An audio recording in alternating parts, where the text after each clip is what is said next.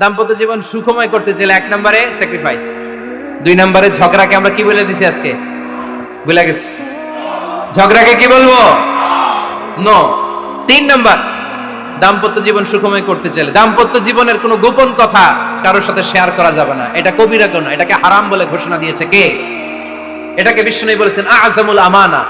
স্বামী স্ত্রীর মধ্যে যে অন্তরঙ্গ মুহূর্ত কাটে, এই মুহূর্তগুলোর কথা কারোর সাথে শেয়ার করা যাবে? নীলফামারীর যুবক ভাইরা চিল্লায় বলে, এগুলো শেয়ার করা যাবে? বিষ্ণু বললেন খবরদার, এটা আযমুল আমানা। স্বামীর সবকিছু স্ত্রীর কাছে আমানত, স্ত্রীর সবকিছু স্বামীর কাছে আমানত। আবার বিষ্ণু বলেছেন, যারা স্বামী স্ত্রীর গোপন দাম্পত্য জীবনের কথা অন্যের কাছে শেয়ার করে দেয়, তারা হলো আশারুন নাস, পৃথিবীর মধ্যে সবচাইতে নিকৃষ্ট মানুষ। এরা নিকৃষ্ট, এদের চাইতে নিকৃষ্ট আর কেউ হতে পারে না। উলাইকা কাল আনআম বাল হুম আদাল। এরা পশুর চাইতেও নিকৃষ্ট, যারা স্বামী স্ত্রীর প্রাইভেট কথা, পার্সোনাল কথা মানুষের কাছে বলে বেড়ায়। আর সিবাউ হারাম, এই গোপনীয় সব কথাগুলোকে অন্যের কাছে প্রকাশ করা হারাম করেছে কে? চিল্লায় বলতে হবে কে? তাহলে খবরদার, নিজেদের দাম্পত্য জীবনের কোনো কিছু অন্যের সাথে শেয়ার করবেন না। আমাদের বোনরা অনেক সময় একসাথে বসলে পেটের কথা, পিঠের কথা সব বলে ফেলায়, আছে না নাই? না বোনেরা, সব শেয়ার করলেও আপনাদের দাম্পত্য জীবনের কোনো কথা কখনো কারোর সাথে শেয়ার করতে পারবেন না। 4 নম্বর ফর্মুলা হচ্ছে অহেতুক সন্দেহ পরিহার করতে হবে। অনেক স্ত্রী আছে স্বামীরা খালি সন্দেহ করে, আছে না নাই? নীলফামারীতে এই সমস্যা নাই, আছে? এই যে ভুক্তভোগী পাওয়া গেছে, আছে না নাই? আছে, খালি সন্দেহ করে। এই তুমি ওদিকে তাকাইলে কেন, ওই বেটির দিকে তাকাইলে কেন, এই তোমার মোবাইল দাও, কারে ফোন দিলা দেখি, এই ফেসবুকের পাসওয়ার্ড দাও দেখি কি করছে, দেখি মেসেঞ্জারে কার সাথে চ্যাটিং করছে, আছে না নাই? এই যে অহেতুক সন্দেহ আপনার ফ্যামিলিটারে জাহান্নামের টুকরা বানায় দিবে। আবার অনেক স্বামী আছে স্ত্রীকে খালি সন্দেহ করে, এদিকে তাকালে সন্দেহ করে, ওদিকে তাকালে সন্দেহ করে, বাসায় থাকলেও সন্দেহ, বাইরে গেলেও সন্দেহ, এরকম আছে না নাই? না, অহেতুক সন্দেহ এটা পরিহার করবেন। এই সন্দেহ খুব খারাপ জিনিস।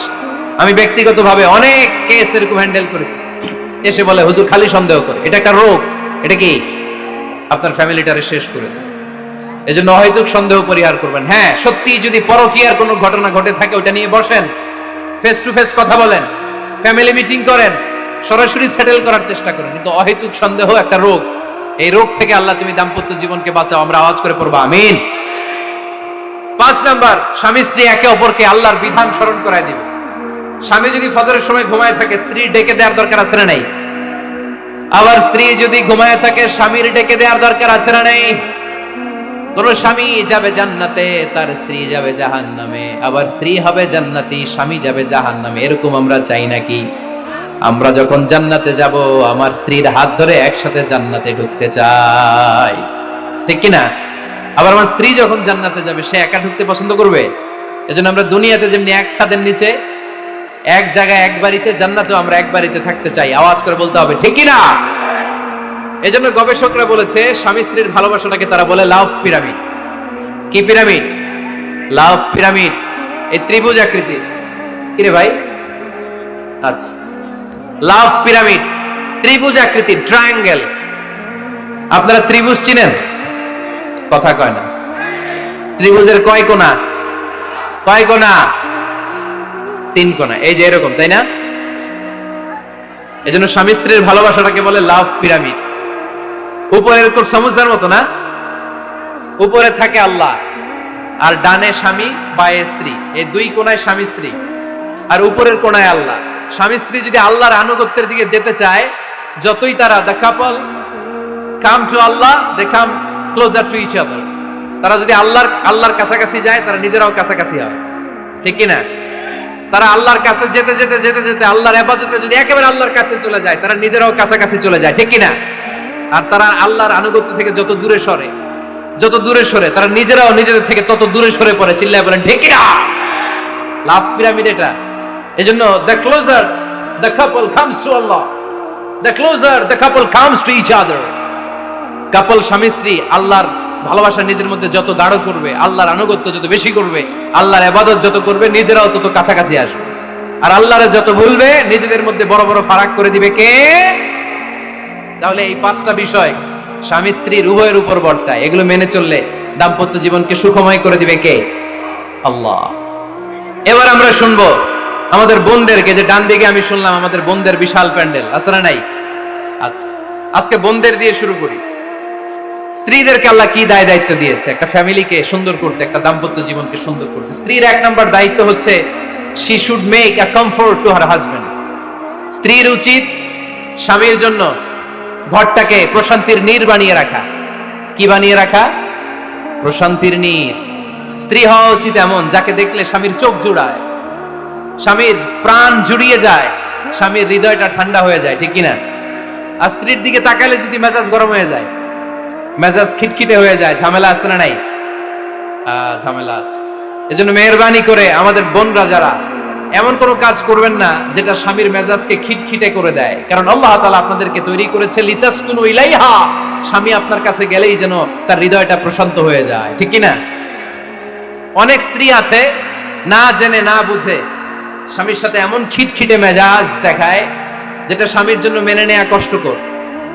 আমি একটা জরিপে পড়েছি, পৃথিবীর অনেক স্বামী স্ত্রীর কারণে হার্ট অ্যাটাক করে মারা যায়। আছে না নাই?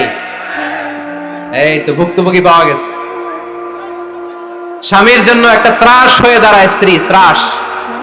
অনেক স্বামী আছে স্ত্রীর এরকম আচরণের কারণে, অতিরিক্ত প্রেসার ক্রিয়েট করার কারণে স্ত্রীদেরকে ভয় পায়। অবশ্য নীলফামারীর কোন স্বামী তার স্ত্রীরে ভয় পায় না। ভয় পায়? স্ত্রীরে ভয় পান কে কে দেখি?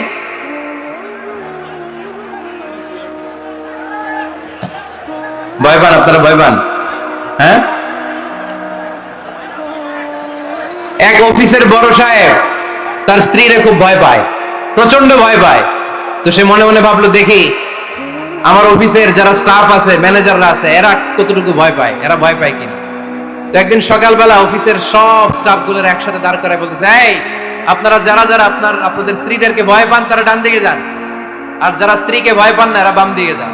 অফিসের সব কর্মচারী ডান দিকে চলে গেছে, সবাই ভয় পায়, একজন শুধু বাম দিকে। বাম দিকে কয়জন?